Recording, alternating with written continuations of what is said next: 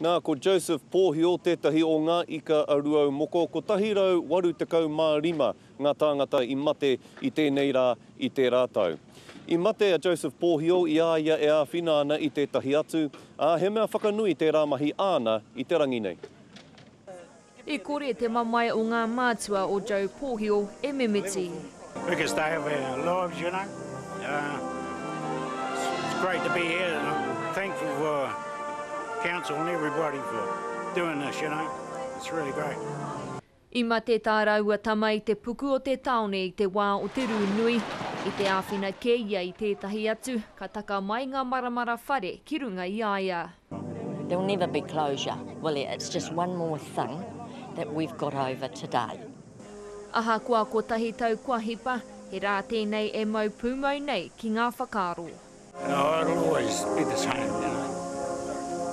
He kaimahi a Joe mo te kaunihera o tautahi me te ropu ārai mate whawhati tata. He tangata i tino ngā kaunui ki te katoa, kua pōhara i tōna ngarohanga.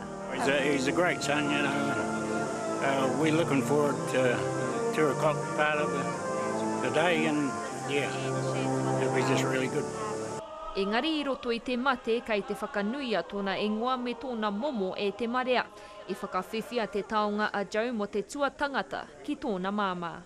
It's very hard to come today because Joe was sort of a private person and we're pretty private and quiet, but for him and for all the people, the brave firemen, the police, the civil defence, that's why we've come, to recognise them and our boy.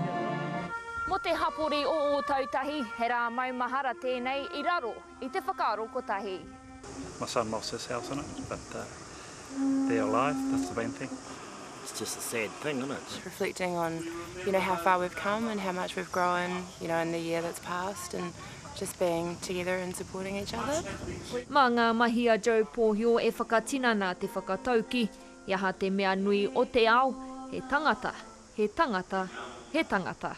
Irina Smith, Te Karere.